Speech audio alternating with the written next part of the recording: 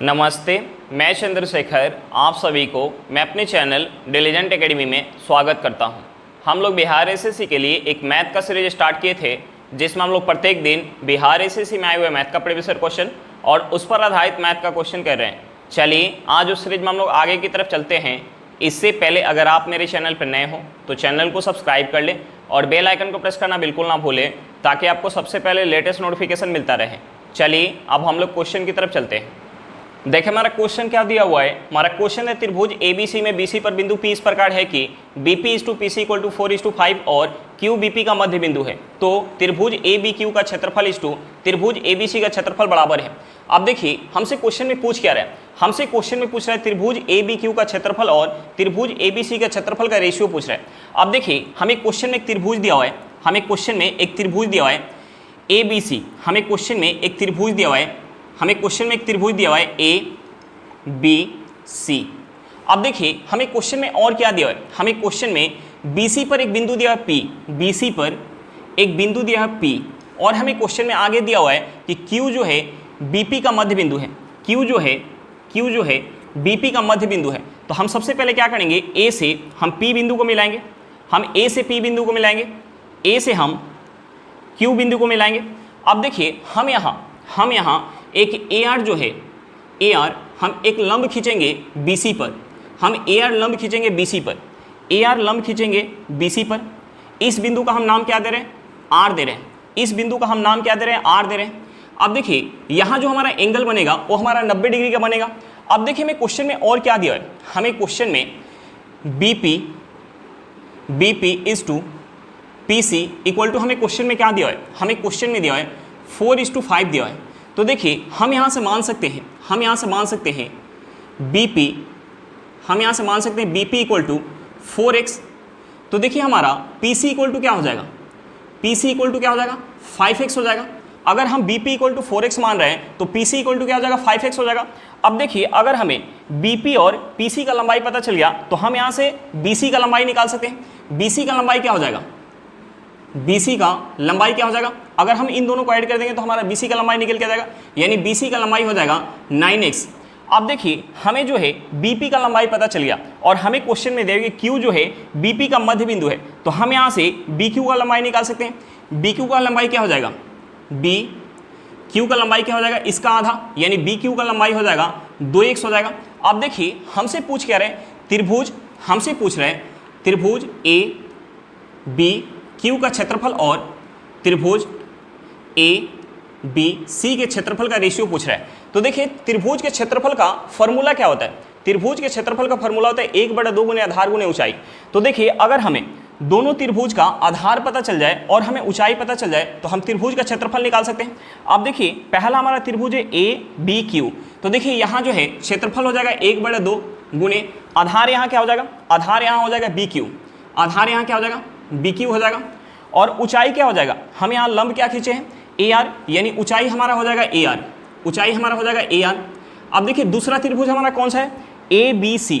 तो देखिए यहाँ बेस क्या हो जाएगा, BC हो जाएगा, यानी यहाँ हमारा हो जाएगा 1/2 गुने BC गुने, और हाइट क्या हो जाएगा, यहाँ भी हमारा हाइट हो जाएगा AR, यानी हाइट हो जाएगा AR। अब देखिए हम यहाँ से AR से AR काट सकते हैं, 1/2 से 1/2 काट सकते हैं। अब देखिए BQ = हमारा क्या है, BQ = हमारा है 2x है, और BC = हमारा क्या है 9x है। अब देखिए यहाँ से हमारा x से x कट जाएगा, यानी यहाँ से हमारा त्रिभुज का रेशियो क्या निकल के आ गया, यहाँ से हमारा त्रिभुज का रेशियो निकल के आ गया 2:9। हमारा आंसर क्या निकल के आ गया, 2:9 निकल के आ गया। चलिए क्वेश्चन समझ में आ गया होगा, नेक्स्ट क्वेश्चन पे चलते हैं। देखिए हमारा क्वेश्चन क्या दिया हुआ है। हमारा क्वेश्चन है दो सकेंद्रीय वृत्तों के क्षेत्रफलों के मध्य अंतर 264 सेंटीमीटर स्क्वायर है, उनकी त्रिज्याओं के वर्गों के मध्य अंतर क्या है। हमें क्या निकालना, दोनों के त्रिज्याओं के वर्गों के मध्य का अंतर निकालना है। अब देखिए हमें क्वेश्चन में जो वृत्त दिया हुआ है वो दोनों सेकेंडरी वृत्त दिया हुआ है। तो हमने मान लिया कि जो बड़ा वृत्त है उसका जो रेडियस है वो कैपिटल R है, और जो छोटा वृत्त है उसका जो रेडियस है वो स्मॉल r है। तो देखिए वृत्त के क्षेत्रफल का फॉर्मूला क्या होता है, वृत्त के क्षेत्रफल का फॉर्मूला होता है पाई इंटू त्रिज्या का स्क्वायर। तो देखिए अगर हमें दोनों का अगर त्रिज्या पता हो तो हम यहाँ से दोनों का क्षेत्रफल निकाल सकते हैं, दोनों वृत्त का हम क्षेत्रफल निकाल सकते हैं। क्षेत्रफल क्या हो जाएगा, क्षेत्रफल हो जाएगा पाई इंटू कैपिटल R का स्क्वायर, क्षेत्रफल हो जाएगा पाई इंटू कैपिटल R का स्क्वायर, और यहाँ हो जाएगा पाई इंटू स्मॉल r का स्क्वायर। अब देखिए दोनों का अगर हमें क्षेत्रफल पता चल गया तो हम यहाँ से दोनों के क्षेत्रफल का अंतर निकाल सकते हैं। हम यहाँ से अगर अंतर निकालेंगे तो अंतर हमारा क्या हो जाएगा, pi capital R square minus का पाई स्मॉल आर स्क्वायर। अब देखिए हमें क्वेश्चन में जो क्षेत्रफल के मध्य अंतर दिया हुआ है वो हमें क्वेश्चन में क्या दिया, 264 सेंटीमीटर स्क्वायर, यानी ये किसके बराबर हो जाएगा, ये किसके बराबर हो जाएगा, 264 सेंटीमीटर स्क्वायर के बराबर हो जाएगा। अब देखिए हम यहाँ से क्या लिख सकते हैं, अगर हम इन दोनों में से पाई कॉमन ले लें तो यहाँ से हमारा हो जाएगा pi into capital R square minus का small are square equal to हमारा हो जाएगा 264 सेंटीमीटर स्क्वायर, 264 सेंटीमीटर स्क्वायर हो जाएगा। अब देखिए हम यहाँ पाई का वैल्यू पुट करेंगे तो पाई का वैल्यू क्या होता है, 22/7 into capital R square minus का small are square equal to हमारा हो जाएगा 264 सेंटीमीटर स्क्वायर। अब देखिए 22 से अगर हम इसे काटेंगे तो ये 22 से कितने बार में जाएगा, 12 बार में। हम यहाँ से अगर क्रॉस गुना करेंगे तो ये हमारा हो जाएगा कैपिटल आर स्क्वायर माइनस का small are square equal to हमारा क्या हो जाएगा, 12 में अगर हम 7 से गुना करेंगे तो ये हमारा हो जाएगा 84 सेंटीमीटर स्क्वायर। अब देखिए यहाँ से दोनों के रेडियस के वर्ग का अंतर क्या निकल के आएगा, 84 सेंटीमीटर स्क्वायर निकल के आ गया। और हमसे पूछ क्या रहा था, दोनों के रेडियस के वर्ग के मध्य अंतर पूछ रहा था, यानी हमारा आंसर क्या निकल के आएगा, 84 सेंटीमीटर स्क्वायर निकल के आ गया। चलिए क्वेश्चन समझ में आ गया होगा, नेक्स्ट क्वेश्चन पे चलते हैं। देखिए हमारा क्वेश्चन क्या दिया हुआ है, हमारा क्वेश्चन है एक बैग में 13 सफेद और 7 काले बॉल हैं। बेतरतीब तरीके से 2 बॉल निकाले जाते हैं, इनके एक ही रंग के होने की संभावना क्या है। हमसे पूछ क्या रहे कि टोटल जो है 20 गेंद है, टोटल 20 गेंद है, उसमें से अगर 2 गेंद निकाला जाता है तो उनके एक ही रंग के होने की संभावना क्या है, यानी एक ही रंग के होने की प्रायिकता क्या है। तो देखिए सफेद हमें गेंद कितना दिया हुआ है, 13 दिया हुआ है, सफेद गेंद 13 दिया हुआ है। अगर हम इसमें से 2 गेंद चुनेंगे तो चुनने का टोटल तरीका क्या हो जाएगा, 13C2 हो जाएगा। अब देखिए हम इसे लिख सकते हैं 13 गुने 12 बटा हमारा हो जाएगा 2 गुने 1। अब देखिए 2 से 12 कितने बार में जाएगा, 6 बार में। 13 में अगर हम 6 से गुना करेंगे तो ये हमारा क्या हो जाएगा, 78 हो जाएगा। अब देखिए टोटल जो है काला गेंद कितना दिया, 7 दिया है। तो देखिए 7 में से अगर हम 2 गेंद चुनेंगे तो हमारा तरीका क्या हो जाएगा, 7C2 हो जाएगा। यानी हम इसे लिख सकते हैं 7 गुने 6 बटा 2 गुने 1। अब देखिए 2 से 6 कितने बार में जाएगा, 3 बार में जाएगा। हम 7 में 3 से गुना करेंगे, ये हमारा क्या हो जाएगा, 21 हो जाएगा। यानी टोटल जो है तरीका क्या हो जाएगा, टोटल जो तरीका हो जाएगा एक ही कलर का गेंद 2 चुनने का टोटल तरीका क्या हो जाएगा, हम इसे ऐड करेंगे तो ये हमारा हो जाएगा 99। अब देखिए टोटल जो है गेंद कितना दिया है, टोटल गेंद दिया है 20, टोटल गेंद कितना दिया है, 20 दिया है। अब देखिए 20 गेंद में से 2 गेंद चुनने का तरीका क्या हो जाएगा, जो 20 गेंद में से 2 गेंद चुनने का तरीका क्या हो जाएगा, 20C2 हो जाएगा। यानी हम इसे लिख सकते हैं 20 गुने 19 बटा हम लिख सकते हैं 2 गुने 1। अब देखिए 2 से 20 कितने बार में जाएगा, 10 बार में। हम 10 से अगर 19 में गुना करेंगे तो ये हमारा क्या हो जाएगा, 190। अब देखिए एक ही कलर का होने का जो है, एक ही कलर का 2 गेंद चुनने का हमारा तरीका क्या है, 99 है। और 2 गेंद चुनने का हमारा टोटल तरीका क्या है, 190 है। यानी एक ही कलर के 2 गेंद होने का संभावना यानी प्रायिकता क्या हो जाएगा, 99 बटा 190 हो जाएगा। हमारा आंसर क्या निकल के आ गया, हमारा आंसर निकल के आ गया 99 बटा 190 निकल के आ गया। चलिए क्वेश्चन समझ में आ गया होगा, नेक्स्ट क्वेश्चन पे चलते हैं। देखिए हमारा क्वेश्चन क्या दिया हुआ है, हमारा क्वेश्चन है जब एक पूर्णांक n को 8 से विभाजित किया जाता है तो शेष 3 बचता है। यदि 6n-1 को 8 से विभाजित किया जाता है तो शेष कितना बचेगा। अब देखिए मैं क्वेश्चन में क्या दिया हुआ है, हमें क्वेश्चन में दिया है कि n को जब 8 से विभाजित किया जा रहा है, n को जब 8 से विभाजित किया जा रहा है तो शेष 3 बच रहा है। तो हमसे पूछ रहा है 6n-1 को जब 8 से विभाजित किया जाए तो शेष कितना बचेगा। तो देखिए हम सबसे पहले n का यहाँ वैल्यू कुछ सोच लेंगे। अब देखिए हम n की जगह क्या रखें ताकि हम उसमें 8 से भाग दें तो हमारा शेष 3 बचे। तो देखिए हम यहाँ n के जगह 11 रख सकते हैं। 11 में अगर हम 8 से भाग देंगे तो शेष हमारा क्या बच जाएगा, 3 बच जाएगा। हम यहाँ n के जगह 11 रखेंगे तो देखिए यहाँ हमारा क्या दिया है, 6n-1। अब हम n के जगह 11 रखेंगे तो ये हमारा हो जाएगा 6 गुने 11 माइनस 1। अब देखिए हम यहाँ गुना करेंगे तो ये हमारा हो जाएगा 66। 66 में से 1 माइनस करेंगे तो ये हमारा क्या हो जाएगा, 65 हो जाएगा। ये हमारा क्या हो जाएगा, 65 हो जाएगा। अब देखिए यहाँ से हमारा क्या निकल के आ गया, 65 निकल के आ गया। यहाँ से हमारा 65 निकल के आ गया। हम 65 में हम 8 से भाग देंगे, 65 में 8 से भाग देंगे, जो हमारा शेष बचेगा वही हमारा आंसर हो जाएगा। अब देखिए 8 से 65 कितने बार में जाएगा, 8 बार में जाएगा। 8 × 8 = 64, हम इसमें से 64 माइनस करेंगे, यहाँ से हमारा शेष क्या बच जाएगा 1, यानी हमारा आंसर क्या निकल के आ गया 1 निकल के आ गया। यानी अगर हम n में 8 से भाग दे रहे हैं तो शेष हमारा 3 बच रहा है, तो हम 6n माइनस 1 में 8 से भाग देंगे तो शेष हमारा कितना बचेगा 1 बचेगा। हमारा आंसर क्या निकल के आ गया 1 निकल के आ गया। चलिए क्वेश्चन समझ में आ गया होगा, नेक्स्ट क्वेश्चन पे चलते हैं। देखिए हमारा क्वेश्चन क्या दिया हुआ है, हमारा क्वेश्चन है a और b का लघुत्तम समोपर्त 42 है, 5a और 11b का लघुत्तम समोपर्त क्या है। हमें क्वेश्चन में दिया हुआ है a और b का एलसीएम कितना है, a और b का एलसीएम जो है वो 42 है, और हमसे पूछ क्या रहा है, हमसे पूछ रहा है 5a और 11b का एलसीएम पूछ रहा है, 5a और 11b का एलसीएम पूछ रहा है। अब देखिए 5 में और 11 में हमारा कुछ भी कॉमन नहीं है, यानी एलसीएम क्या हो जाएगा, एलसीएम हो जाएगा 42 गुने 5 गुने 11 हो जाएगा। अब देखिए 42 में अगर हम 5 से गुना करेंगे तो ये हमारा कितना हो जाएगा, ये हमारा हो जाएगा 210 गुने 11 हो जाएगा। 210 में 11 से गुना करेंगे तो ये हमारा हो जाएगा 0, 11 के 1 हाथ में 1, 22 1 कितना हो जाएगा 23 हो जाएगा।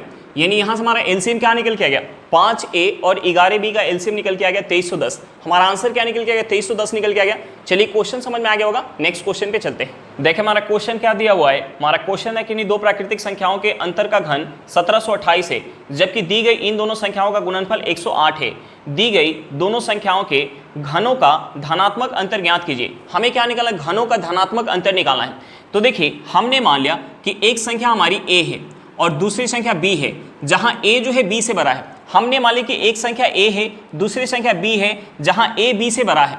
अब देखिए हमें क्वेश्चन में क्या दिया है, दोनों संख्या के अंतर का हमें घन दिया है, यानी हमें क्वेश्चन में क्या दिया, हमें क्वेश्चन में a माइनस b का होल क्यू दिया है, a माइनस b का होल क्यू इक्वल टू हमें क्वेश्चन में क्या दिया है 1728 दिया है। अब देखिए 1728 किसका क्यूब होता है, 1728 जो है 12 का क्यूब होता है, 1728 जो है वो 12 का क्यूब होता है। यानी हम यहाँ से a minus B equal to हम क्या लिख सकते हैं, इक्वल टू लिख सकते हैं 12। अब देखिए हमें क्वेश्चन में और क्या दिया है, हमें क्वेश्चन में दोनों संख्याओं का गुणनफल दिया है, यानी हमें क्वेश्चन में a इंटू बी दिया है, a into B equal to हमें क्वेश्चन में कितना दिया 108 दिया है। अब देखिए हमसे पूछ क्या रहा है, हमसे पूछ रहा है दोनों संख्याओं के घनों का धनात्मक अंतर पूछ रहा है। तो देखिए बड़ा क्या है a है और छोटा क्या है b है, यानी हमसे पूछ रहे हैं a क्यूब माइनस का b क्यूब हमसे पूछ रहा है। तो देखिए हम जो है इसका फॉर्मूला क्या लिख सकते हैं, हम यहाँ से लिख सकते हैं a क्यूब माइनस का b cube equal to a minus b का होल क्यूब प्लस का 3ab into a minus B. अब देखिए हमें जो है a माइनस बी का होल क्यूब पता है, a इंटू बी पता है, a माइनस बी पता है, तो हम यहाँ से a cube minus B cube निकाल सकते हैं। अब देखिए हम यहाँ वैल्यू पुट करेंगे a माइनस बी का होल क्यू इक्वल टू हमें क्वेश्चन में क्या दिया 1728 दिया हुआ है, 1728। अब देखिए a into B equal to हमें क्वेश्चन में क्या दिया, हमें क्वेश्चन में दिया 108। तो देखिए 108 में अगर हम 3 से गुना करेंगे तो ये हमारा कितना हो जाएगा, 108 में अगर हम 3 से गुना करेंगे तो ये हमारा हो जाएगा 324, यानी प्लस का 324 हो जाएगा, प्लस का हमारा हो जाएगा ये 324, प्लस का 324, और a minus B equal to हमारा क्या निकल के आया 12, यानी हम इसमें 12 से गुना करेंगे। अब देखिए यहाँ से हमारा हो जाएगा 1728 प्लस का ये हमारा हो जाएगा, हम यहाँ अगर गुना करेंगे तो ये हमारा हो जाएगा 12 चौका 48, हाथ में क्या आ जाएगा 4, 12 दूनी 24, 24 में 4 ऐड करेंगे 28 हो जाएगा, हाथ में 2, 12 में 3 से गुना करेंगे 36, 36 में अगर हम 2 ऐड करेंगे ये हमारा हो जाएगा 38। अब देखिए हम इसे ऐड करेंगे तो ये हमारा हो जाएगा 16 के 6, हाथ में क्या आ जाएगा 1, ये हमारा हो जाएगा 10 और 1 कितना हो जाएगा 11, हाथ में 1, ये हमारा हो जाएगा 15 और 1 कितना हो जाएगा 16, हाथ में 1, ये हमारा हो जाएगा 2 और 3 कितना हो जाएगा 5। यानी यहाँ से हमारा क्या निकल के आ गया, A Q minus B Q equal to निकल के आ गया 5616 निकल के आ गया। हमारा आंसर क्या निकल के आ गया 5616 निकल के आ गया। चलिए क्वेश्चन समझ में आ गया होगा, नेक्स्ट क्वेश्चन पे चलते हैं। देखिए हमारा क्वेश्चन क्या दिया हुआ है, हमारा क्वेश्चन है यदि root under 86 minus 60 into root 2 equal to A minus B into root 2 है तो root under A square plus B square का मान ज्ञात करें। हमसे पूछ क्या रहा है, root under A square plus B square का मान पूछ रहा है, तो हमें सबसे पहले ए और बी का मान निकालना होगा। अब देखिए यहाँ हमें क्या दिया है, यहाँ हमें दिया हुआ है 86 माइनस 60 रूट 2 दिया है। तो देखिए हम इसे क्या लिख सकते हैं, हम इस 86 को लिख सकते हैं 36 प्लस का 50 माइनस 60 रूट 2 लिख सकते हैं। अब देखिए इस 36 को हम क्या लिख सकते हैं, हम इस 36 को लिख सकते हैं 6 का स्क्वायर। इस 50 को हम क्या लिख सकते हैं, हम इस 50 को लिख सकते हैं 5√2 का स्क्वायर लिख सकते हैं, माइनस अब देखिए हम इसे क्या लिख सकते हैं, हम इसे लिख सकते हैं 2 गुने 6 गुने 5√2 लिख सकते हैं। अब देखिए यहाँ से अगर हम गुना करेंगे तो ये हमारा कितना हो जाएगा, 60 हो जाएगा, 60√2 हो जाएगा। अब देखिए ये हमारा क्या बन गया, a square plus B square minus का 2ab, यानी हम यहाँ से लिख सकते हैं, हम यहाँ से लिख सकते हैं 6 माइनस का 5√2 का होल स्क्वायर लिख सकते हैं। अब देखिए यहाँ हमें क्या दिया है, यहाँ हमें दिया हुआ है root under 86 minus 60√2 equal to हमें क्या दिया है, इक्वल टू हमें दिया हुआ है a माइनस b√2।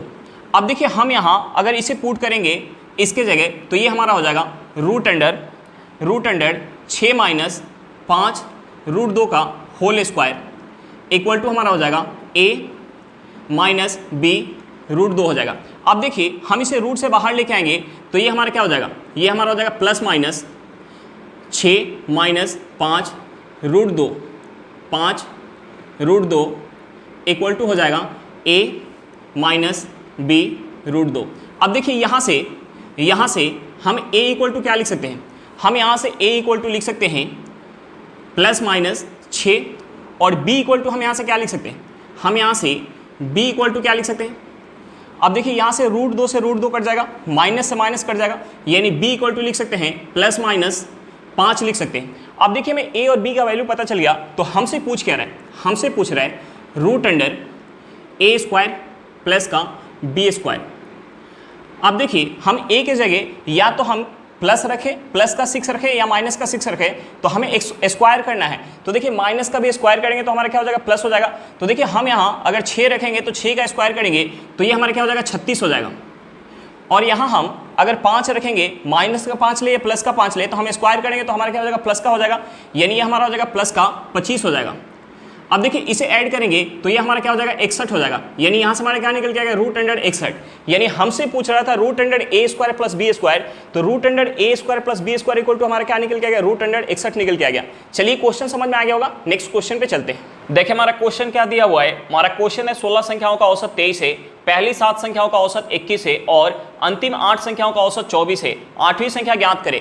हमसे पूछ क्या रहा है, 8वीं संख्या पूछ रहा है। अब देखिए हमें क्वेश्चन में क्या दिया है, हमें क्वेश्चन में 16 संख्या का हमें औसत क्या दिया है, 16 संख्या का हमें औसत दिया है 23, और हमें क्वेश्चन में क्या दिया है, पहली 7 संख्या का हमें औसत क्या दिया है, पहली 7 संख्या का हमें क्वेश्चन में औसत दिया है 21, और हमें क्वेश्चन में क्या दिया है, अंतिम 8 संख्या का औसत दिया है। अंतिम 8 संख्या का हमें औसत कितना दिया है, अंतिम 8 संख्या का हमें औसत दिया है 24। अब देखिए टोटल संख्या कितनी है, 16 है, और 16 संख्या का हमें औसत कितना दिया है, 23 दिया है। जब हम पहली 7 संख्या का औसत निकाल रहे हैं तो औसत कितना निकल के आ रहा है, 21 निकल के आ रहा है, यानी यहाँ औसत जो है कितना कम निकल के आ रहा है, 23 से 21 जो है कितना कम है, 2 कम है। 23 से 21 कितना कम है, 2 कम है, और यहाँ संख्या कितनी है, 7 है, तो हम -2 में 7 से गुना करेंगे तो ये हमारा क्या हो जाएगा, -14 हो जाएगा। अब देखिए जब हम अंतिम 8 संख्या का औसत निकाल रहे हैं तो औसत कितना निकल के आ रहा है, 24 निकल के आ रहा है। तो देखिए 23 से 24 कितना ज़्यादा है, 23 से 24 जो है 1 ज़्यादा है, 23 से 24 कितना ज़्यादा है, 1 ज़्यादा है, और यहाँ संख्या कितनी है, 8 है, यानी हम प्लस के 1 में 8 से गुना करेंगे तो ये हमारा क्या हो जाएगा, प्लस का 8 हो जाएगा। अब देखिए हम इन दोनों को ऐड करेंगे, तो यहाँ से हमारा हो जाएगा -6, ये हमारा क्या हो जाएगा, -6। अब देखिए पहली 7 संख्या और अंतिम 8 संख्या, यानी टोटल कितनी संख्या होगी, 15 संख्या। 15 संख्या मिल के 6 कम लेके आ रही है, तो 8वीं संख्या को औसत 23 रखने के लिए 6 ज़्यादा लेके आना होगा, यानी 8वीं संख्या क्या हो जाएगी, 8वीं संख्या हो जाएगी 23 प्लस का 6, ये कितना हो जाएगा, 29 हो जाएगा। हमारा आंसर क्या निकल के आ गया, 29 निकल के आ गया। चलिए क्वेश्चन समझ में आ गया होगा, नेक्स्ट क्वेश्चन पे चलते हैं। देखिए हमारा क्वेश्चन क्या दिया हुआ है, हमारा क्वेश्चन है एक व्यक्ति के व्यय और बचत का अनुपात 4:3 है। उसका व्यय प्रारंभिक बचत के 1/4 से बढ़ जाता है और उसकी आय में 300 रुपए की वृद्धि होती है, यदि उसकी बचत अपरिवर्तित रहती है तो प्रारंभिक व्यय कितना है? हमें क्या निकालना? प्रारंभिक व्यय निकालना है। अब देखिए मैं क्वेश्चन में क्या दिया है, हमें क्वेश्चन में एक्सपेंडिचर और सेविंग का हमें रेशियो दिया है। तो देखिए हमने मान लिया कि उसका एक्सपेंडिचर 4 यूनिट है तो सेविंग कितना हो जाएगा? 3 यूनिट हो जाएगा। तो हम यहाँ से इनकम, एक्सपेंडिचर और सेविंग का रेशियो निकाल सकते हैं। हम यहाँ से इनकम, एक्सपेंडिचर और सेविंग का रेशियो निकाल सकते हैं। अब देखिए उसका जो है एक्सपेंडिचर अगर 4 यूनिट है तो सेविंग कितना है? 3 यूनिट है, यानी इनकम कितना हो जाएगा? इनकम हो जाएगा 7 यूनिट। अब देखिए मैं क्वेश्चन में आगे क्या दिया है, हमें क्वेश्चन में आगे दिया है कि उसका व्यय प्रारंभिक बचत के 1/4 से बढ़ जाता है, यानी पहले का उसका बचत कितना है? 3 यूनिट है। तो देखिए 3 यूनिट का अगर हम 1/4 निकालेंगे तो हमारा पॉइंट में निकल के आ जाएगा। तो हम सबसे पहले इस रेशियो में 4 से गुना कर लेते हैं। अब देखिए इस रेशियो में 4 से गुना करेंगे तो ये हमारा कितना हो जाएगा? ये हमारा हो जाएगा 28, ये हमारा कितना हो जाएगा? 28 हो जाएगा। 4 में अगर हम 4 से गुना करेंगे तो ये हमारा हो जाएगा 16, 3 में 4 से गुना करेंगे तो ये हमारा कितना हो जाएगा? 12 हो जाएगा।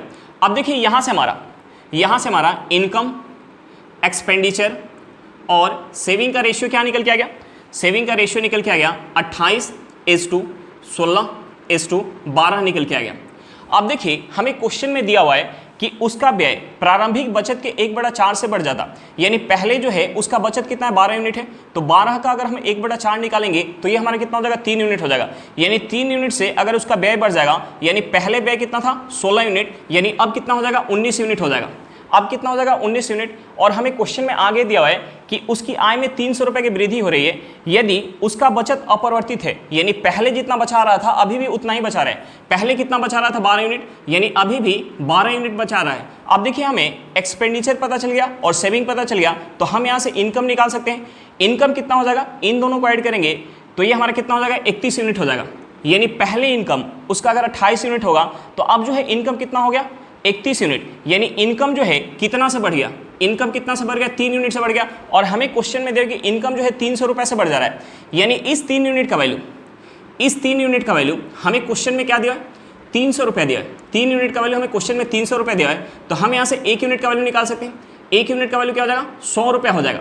अब देखिए हमसे पूछ क्या रहा है? हमसे पूछ रहा है प्रारंभिक व्यय, यानी उसका पहले का एक्सपेंडिचर पूछ रहा है। तो देखिए पहले जो है उसका एक्सपेंडिचर कितना था? 16 यूनिट। हमें 1 यूनिट का वैल्यू पता है तो हम यहाँ से 16 यूनिट का वैल्यू निकाल सकते हैं। 16 यूनिट का वैल्यू कितना हो जाएगा? 1600 रुपये हो जाएगा। हमारा आंसर क्या निकल के आएगा? 1600 रुपये निकल के आ गया। चलिए क्वेश्चन समझ में आ गया होगा, नेक्स्ट क्वेश्चन पे चलते हैं। देखिए हमारा क्वेश्चन क्या दिया हुआ है। हमारा क्वेश्चन है कंटेनर में 20 लीटर मिश्रण है जिसमें 10% अम्ल है। विलयन में अम्ल की मात्रा 25% करने के लिए मिश्रण में कितनी मात्रा में अम्ल मिलाया जाना चाहिए? अब देखिए हमें क्वेश्चन में क्या दिया है? हमें क्वेश्चन में 20 लीटर मिश्रण दिया हुआ है जिसमें 10% अम्ल है, तो हमने शेष 90% को मान लिया कि पानी है, यानी 90% क्या है? पानी है। 90% क्या है? पानी है। अब देखिए हमसे पूछ क्या रहा है? हमसे पूछ रहे हैं कि इस मिश्रण में हम कितना अम्ल और मिलाएं ताकि अम्ल का मात्रा 25% हो जाए। तो देखिए हम इस मिश्रण में मिला क्या रहे हैं? अम्ल मिला रहे हैं, यानी मिश्रण के अंदर जो पानी का मात्रा होगा वो हमारा क्या होगा? फिक्स होगा। तो जो हमारा पानी का रेशियो होगा उसका अपोजिट हमारा क्या हो जाएगा? मिश्रण का रेशियो। तो देखिए पहले पानी कितना था? 90%। अब जो है अम्ल 25% हो गया तो पानी कितना हो जाएगा? 75% हो जाएगा। तो हम यहाँ से पानी का रेशियो निकाल सकते हैं। देखिए परसेंटेज से परसेंटेज कट जाएगा। हम इसे अगर 15 से काटेंगे तो ये 15 से जाएगा 6 बार में और ये 15 से जाएगा 5 बार में, यानी यहां से हमारा पानी का रेशियो क्या निकल के आ गया? 6:5 निकल के आ गया। तो देखिए हम यहां से मिश्रण का रेशियो निकाल सकते हैं। मिश्रण का रेशियो क्या हो जाएगा? इसका अपोजिट हो जाएगा, यानी मिश्रण का रेशियो हो जाएगा 5/6, यानी पहले मिश्रण अगर 5 यूनिट होगा तो अम्ल मिलाने के बाद मिश्रण कितना हो जाएगा? 6 यूनिट, यानी अम्ल जो है कितना सा मिश्रण जो है कितना सा बढ़ गया? 1 यूनिट से। यानी 1 यूनिट से मिश्रण क्यों बढ़ रहा है? अम्ल मिलाने के कारण। यानी हमें इस 1 यूनिट का वैल्यू निकालना है। हम इस 1 यूनिट का वैल्यू कैसे निकाल सकते हैं? देखिए पहले जो है शुरुआती हमें मिश्रण दिया हुआ है, शुरुआत में हमें मिश्रण कितना दिया? 20 लीटर, और यहाँ शुरुआत का मिश्रण कितना है? 5 यूनिट, यानी इस 5 यूनिट का वैल्यू हमें क्वेश्चन में 20 लीटर दिया है। 5 यूनिट का वैल्यू हमें क्वेश्चन में 20 लीटर दिया हुआ है, तो हम यहाँ से 1 यूनिट का वैल्यू निकाल सकते हैं। 1 यूनिट का वैल्यू कितना हो जाएगा? 4 लीटर, यानी अम्ल का मात्रा 25% करने के लिए उस मिश्रण के अंदर हमें 4 लीटर और अम्ल मिलाना होगा। हमारा आंसर क्या निकल के आ गया? 4 लीटर निकल के आ गया। चलिए क्वेश्चन समझ में आ गया होगा। आज के लिए इतना ही, फिर मिलते हैं नेक्स्ट क्लास में। अगर क्लास अच्छा लगे तो क्लास को लाइक करिएगा, अगर आप मेरे चैनल पर नए हो तो चैनल को सब्सक्राइब करिएगा और क्लास को अपने दोस्तों के साथ शेयर करना बिल्कुल मत भूलिएगा। चलिए बाय बाय।